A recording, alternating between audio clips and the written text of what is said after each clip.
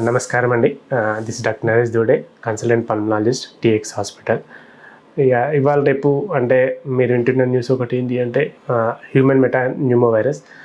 రీసెంట్గా దీని గురించి బేసికల్లీ న్యూస్లలో ఏదో హడావిడి, బేసికల్లీ సోషల్ మీడియాలో హడావిడి, మళ్ళీ కోవిడ్ వస్తుంది, మళ్ళీ కోవిడ్ కాలం వస్తుంది, అట్లాంటి చాలా అపోహలు ఉన్నాయి. కోవిడ్-19 నుంచి ఆ భయం నుంచి పోలేదు కాబట్టి అందరికీ ఏంటంటే సోషల్ మీడియా కానీ లేకపోతే మీడియా న్యూస్ కానీ దీన్ని అడ్వాంటేజ్ తీసేసుకొని బేసికల్లీ ఏదో అయిపోతుంది అని చెప్పేసి వాళ్ళ టీఆర్పీలు పెంచుకోవడానికి కోసం అసత్యాలు, లేనిపోని అవాస్తవాలన్నీ ప్రచారం చేస్తున్నారు.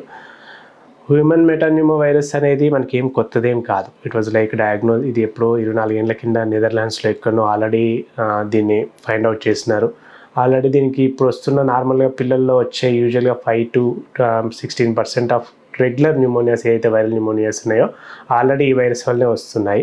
అండ్ దీంట్లో వచ్చిన 5 to 10% ఆఫ్ పీపుల్లో ఒక 10% ఆఫ్ పీపుల్కి మాత్రమే లోయర్ రెస్పిరేటరీ ట్రాక్ట్ అంటే న్యూమోనియా, ఆక్సిజన్ లెవెల్స్ పడిపోవడం ఇట్లాంటివి ఉంటాయి. సో ఇది ఏమి కొత్తగా ఇప్పుడు ఏం కొత్తగా వైరస్ కొత్తగా వచ్చి దానివల్ల ఏమి ఇబ్బందులు వచ్చింది ఏమి కాదు. అండ్ ఈ వైరస్లో 4 రకమైన రకాలు ఉంటాయి. A1, A2, B1, B2 అని 4 రకాలు ఉంటాయి.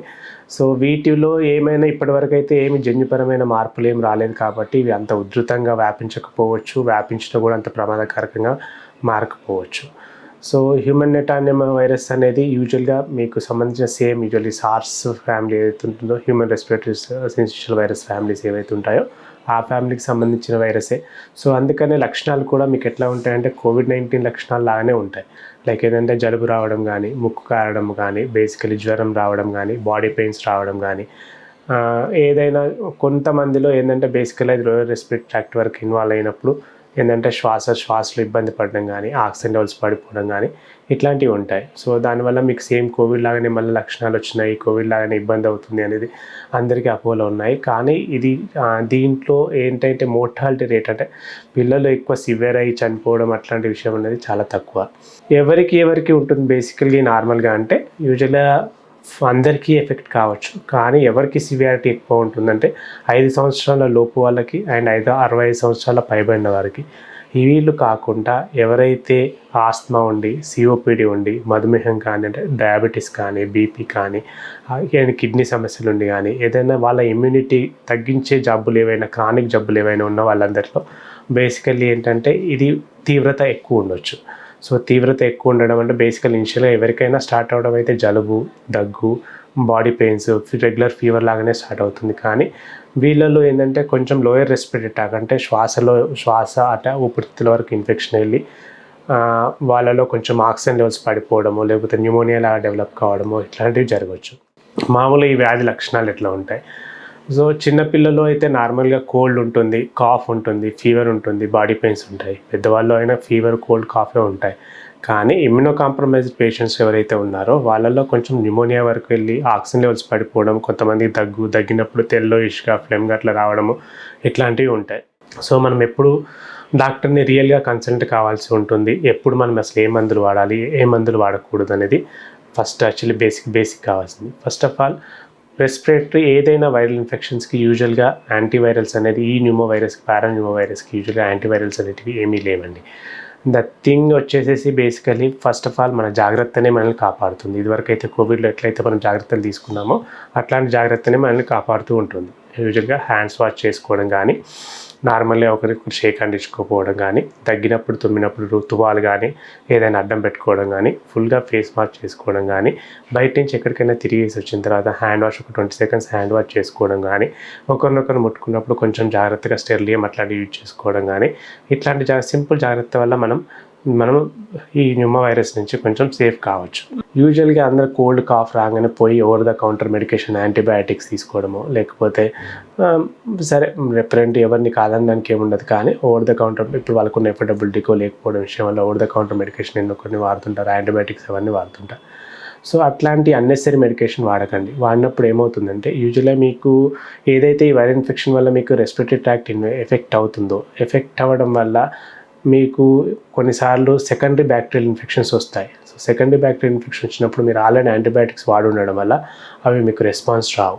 సో దానివల్ల మీకు ఎక్కువ అంటే బేసికలీ ఆయాసం ఎక్కువ పెరగడము, లేకపోతే ఆక్సిజన్ లెవెల్స్ పడిపోవడము, దగ్గు క్రానిక్ వెళ్ళిపోవడము, ఫ్లమ్ పడడం అంటే బేసికలీ ఎల్లోయిష్ గ్రీనిష్ ఫ్లమ్ పడడము ఇట్లాంటివి ఉంటాయి. సో అట్లాంటప్పుడు మీరు అడ్మిషన్ కావాల్సి వస్తుంది హాస్పిటల్లో. And ever the concern basically before using the any medication over the counter antibiotic అనేది వాడినప్పుడు మీకు చాలామంది డాక్టర్లు ఈ కాలంలో బేసికల్లీ టెలికన్సల్టేషన్ చేస్తారు, వీడియో కన్సల్టేషన్ చేస్తున్నారు, లేకపోతే నియర్ బై క్లినిక్ కానీ ఎక్కడికైనా వెళ్ళి సో వాళ్ళు సజెస్ట్ చేసిన మెడికేషన్ తీసుకోండి. సో ద ప్రాబ్లమ్ ఈజ్ మీ ఇష్టం వచ్చిన మీరు మెడికేషన్ తీసుకోవడం వల్ల ఏంటంటే ఫ్యూచర్లో రెసిస్టెంట్ డెవలప్ అవుతుంది. దానివల్ల మీకే కాదు మీరున్న సొసైటీకి కూడా రెసిస్టెంట్ ఏదైతే వైరస్ స్ప్రెడ్ అవుతుందో దానివల్ల ఇబ్బంది ఉంటుంది. ఎవరెవరు యూజువల్గా జాగ్రత్తగా ఉండాలి అంటే యూజువల్గా 5 years పిల్లలు ఎవరైతే ఉన్నారో వాళ్ళలో వచ్చిన నార్మల్గా రెస్పిరేటరీ సిమ్టమ్స్ ఏవైతే ఉంటాయో దగ్గు, తుమ్ము కానీ, బాడీ పెయిన్స్ కానీ, ముక్కు కారడం కానీ ఇట్లాంటివి ఉన్నప్పుడు సో వాటిని సింపుల్గా ఓవరాల్ ఇంటి దగ్గరనే మెడికేషన్ తీసుకోవడము, వాళ్ళని కొంచెం సపరేట్గా ఉంచుకోవడము, ఇవి మెడికేషన్ సపరేట్ తీసుకోవడము ఇట్లాంటివి చేసుకుంటూ ఉండాలి. ఇవి కాకుండా నార్మల్గా ఒక ఎగబోత అంటే శ్వాసలో ఎక్కువ ఇబ్బంది అవ్వడము, ఈ డొక్కలు ఏవైతే ఉంటాయి లోపల గుంజుకుపోవడం ఉంటాయి. కొంతమందికి ఏంటంటే దగ్గినప్పుడు తెమ్మడ పడుతుంది, లేకపోతే బేసికల్లీ రక్తం పడుతూ ఉంటుంది, తక్కువ ఫుడ్ ఇంటేక్ తగ్గిపోతుంది పిల్లల్లో. ఇట్లాంటప్పుడు మాత్రం నియర్ బై హాస్పిటల్కి వెళ్ళి తీసుకోండి. సో వీటికి పెద్దగా ట్రీట్మెంట్ ఎక్కువ ఏమి ఉండదు, సపోర్టివ్ ట్రీట్మెంట్ ఉంటుంది. సపోర్టివ్ ట్రీట్మెంట్ డీహైడ్రేషన్ కాకుండా చూసుకోవడం అనేది. దాంతోపాటు బేసికలీ ఎప్పుడైనా సెకండరీ ఇన్ఫెక్షన్ వచ్చినప్పుడు ఏదైతే యాంటీబయాటిక్ సెన్సిటివిటీని బట్టి యాంటీబయాటిక్ ఇస్తారో ఇట్లాంటి చిన్న జాగ్రత్తల వల్ల మీరు పిల్లలు సేఫ్గా ఉండవచ్చు. వృద్ధులు, పైబడిన వాళ్ళు ఎవరైతే ఎల్డర్లీ పీపుల్ ఉండి వాళ్ళకి ఆల్రెడీ ఆస్తమానో, సిఓపిడి ఉండి, డయాబెటీస్ ఉన్నా కానీ, లేకపోతే కిడ్నీ సమస్యలు ఉన్నా కానీ, ఏదైనా వాళ్ళకి ఇమ్యూనో కాంప్రమైజ్ జబ్బులు ఏదైనా ఉన్నా కానీ, లేకపోతే క్యాన్సర్ ఉండి అట్లాంటి ఉన్న వాళ్ళు ఏదైతే ఉంటుందో ఈ వైరస్కి ఎక్స్పోజ్ అయినప్పుడు కొంచెం సిమ్టమ్స్ అనేటివి కొంచెం ఎక్కువ ఉండవచ్చు. బేసికలీ ఇమీడియట్గా శ్వాస తీసుకోవడం ఇబ్బంది కానీ, దగ్గు కానీ ఇట్లాంటి సమస్యలు వచ్చి ఉండవచ్చు. వాళ్ళు మాత్రం they are require compulsory nearby doctor consultation and hospital కొందరిలో అవసరం పడకపోవచ్చు. మోర్టాలిటీ విషయం అంటే చనిపోవడం విషయం వచ్చి స్పెషల్గా ఈ రెస్పిరేటరీ సిన్షియేషనల్ వైరస్ ఇన్ఫెక్షన్ వల్లనే చనిపోతారు అనేది చాలా తక్కువ అండి. బేసికల్లీ ఏంటంటే మనకు భయపెట్టినట్టు ఏదో మీడియాలో, సోషల్ మీడియాలో కుప్పలు శవాలు వచ్చినాయి అనేది అవన్నీ అవాస్తవాలన్నీ ప్రచారం చేస్తున్నారు. అట్లాంటిది ఏముండదు. యూజువల్గా ఎల్డర్లీ పీపుల్ చాలామంది రెస్పిరేటరీ ఇన్ఫెక్షన్స్ వచ్చినప్పుడు వాళ్ళకున్న కోమార్బిడిటీస్ వల్లనో, వెయిట్ వల్లనో, బేసికల్ అదర్ ఇష్యూస్ తోటి సకంబై ఉండొచ్చు. సో మరి అంటే అందరూ కోవిడ్ అంటున్నారు కదా, కోవిడ్ లాగా తీవ్రమైంది అంటున్నారు కదా, మరి ఇది మెటాన్యూమో వైరస్ కూడా అట్లాంటిదే కదా, మనం ఎందుకు భయపడకూడదని చెప్తున్నారు మీరు అంటే ఒకటి సింపుల్ ఏంటంటే దీనికి సో మెటాన్యూమో వైరస్ అనేది మనకి ఇవాళ కొత్తది కాదు. అండ్ కరోనా వైరస్ మనకు వచ్చినప్పటికీ సొసైటీలో కొత్తది. మెటాన్యూమో వైరస్ అనేది బేసికల్లీ మనకి ఏంటంటే 5 years పిల్లలకి 5 years మనం ఉన్న సొసైటీలో 5 years చాలా ఎప్పుడు మనం ఆల్రెడీ ఎక్స్పోజ్ అయి ఉంటాం కాబట్టి మనకు ఆల్రెడీ యాంటీబాడీస్ డెవలప్ అయి ఉంటాయి. మనకి ఏదైతే ఒక వైరస్ బాడీలోకి వచ్చినందుకు దానికి యాంటీబాడీస్ అని ఫామ్ అయిపోయి ఉంటాయి మనకు already. So there is some memory cells ఉండిపోతాయి మనలో. మళ్ళీ మనం ఎక్స్పోజ్ అయినప్పుడు ఆ మెమరీ సెల్స్ యాక్టివేట్ అయ్యి దానికి ఆల్రెడీ డిఫెన్స్ ఉంటుంది. బట్ వెన్ కంపేర్ టు కోవిడ్తో కంపేర్ చేసుకున్నప్పుడు కోవిడ్కి ఏంటంటే నార్మల్గా సో మీకు అది న్యూ వైరస్ మనకు సొసైటీకి వచ్చినప్పుడు దానికి మనకు యాంటీబాడీస్ లేవు. మన యాంటీబాడీస్ మనకు ప్రొడ్యూస్ చేసుకునేసరికి చాలా వరకు అంటే సమస్యలు తలెత్తున్నాయి.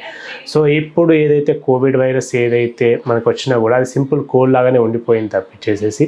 సో అంతే సేమ్ థింగ్ మెటాన్యూమో వైరస్ వచ్చినా కూడా మనకు ఆల్రెడీ యాంటీబాడీలు ఉన్నాయి కాబట్టి మెటాన్యూమో వైరస్ దానికి సంబంధించిన ఏదైనా ఇన్ఫెక్షన్ వచ్చినా కూడా మనకు ఆల్రెడీ యాంటీబాడీస్ ఫామ్ అయిపోతాయి కాబట్టి దే విల్ ఫైట్ బెటర్గా. సో కాబట్టి అంత సివియర్ కాంప్లికేషన్స్ ఏం ఉండకపోవచ్చు.